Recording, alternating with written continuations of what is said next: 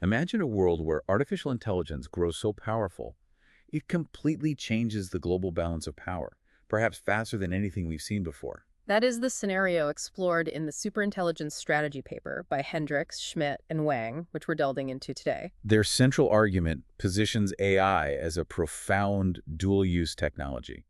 Think something like nuclear weapons offering huge benefits, but also major national security dangers. So the question becomes, how should nations prepare for such a powerful, potentially destabilizing force?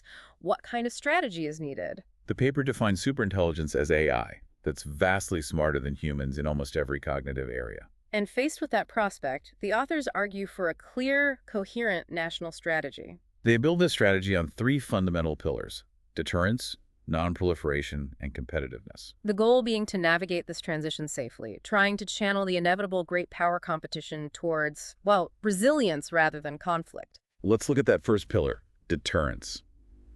It introduces a concept that certainly grabs your attention: Mutual Assured AI Malfunction, or MM. It immediately brings to mind the Cold War's mutual assured destruction. It does. The paper outlines scenarios where states might feel compelled to sabotage a rival's AI development. Sabotage through what means? Covert cyber attacks, perhaps, aiming to corrupt AI systems? Or potentially even kinetic strikes against critical infrastructure like data centers. All driven by the fear of another nation achieving runaway AI dominance, or maybe losing control of their own advanced AI systems. A key point seems to be not just deliberate attacks, but the risk of unintended malfunction potentially escalating things. That's a crucial distinction. While the nuclear analogy is there, the actual mechanics of AI deterrence are quite different. How so? Well, maintaining this M concept, or any AI deterrence, would require very clear communication about escalation. What crosses the line? And physical security too, presumably. Placing data centers remotely. Yes, protecting them from a potential first strike. And some level of transparency and development might be needed to prevent a completely unchecked arms race. The challenge seems immense, creating a credible deterrent without accidentally causing the very disaster you want to prevent. Verifying if an AI system has been successfully neutralized or sabotaged is also incredibly complex, much more so than with traditional weapons. So if deterrence creates this kind of precarious balance, the next step seems to be limiting the spread of these powerful AI capabilities, non-proliferation. Correct. The second pillar focuses on preventing weaponizable AI from getting into the hands of rogue states or non-state actors.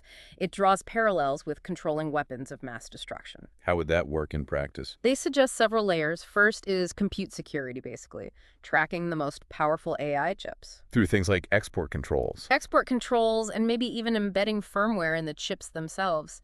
Tiny bits of software that could perhaps allow for geolocation tracking, almost like digitally tagging nuclear material. Interesting. What else? Second, information security.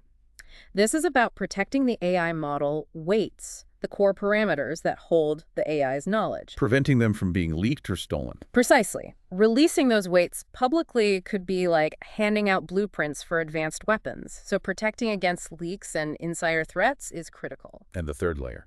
AI security itself. This involves building safeguards into the models, implementing know-your-customer protocols for accessing powerful AI systems, and potentially mandatory government testing. Testing specifically for malicious uses before an AI system is deployed. Yes, trying to anticipate and block harmful applications. That idea of know your customer for AI access sounds, well, difficult to enforce globally, especially with how fast AI moves. It highlights the tension with the third pillar, competitiveness.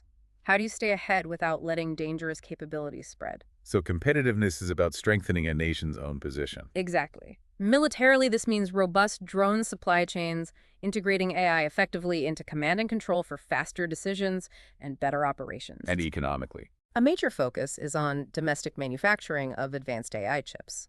Reducing dependence on supply chain choke points, like Taiwan currently is for high-end chips, is seen as vital. Creating resilience in that critical supply chain. And attracting top AI talent from around the world remains essential. Human expertise is still the foundation of AI progress. The paper also touches on legal and political aspects. Yes, suggesting legal frameworks that assign duties of care and honesty to AI agents, linking them back to responsible human entities. This deliberately sidesteps the complex issue of AI rights, for now, focusing on accountability. Ecologically. AI could potentially enhance stability through better forecasting of societal trends or by helping manage the disruption caused by automation, like job displacement. So this comprehensive strategy, deterrence, non-proliferation, competitiveness, attempts to chart a course through these complex AI challenges. The idea is to stabilize progress, guiding competition towards innovation and resilience, not catastrophe. It offers a potential path for managed, perhaps multilaterally supervised AI development. Which could ultimately lead to significant benefits for human well-being if navigated carefully. Understanding these strategic dynamics is clearly vital for you, our listener, as we all grapple with AI's transformative impact. Thinking about implementation, what seems like the biggest immediate hurdle to putting such a multifaceted global strategy into effect?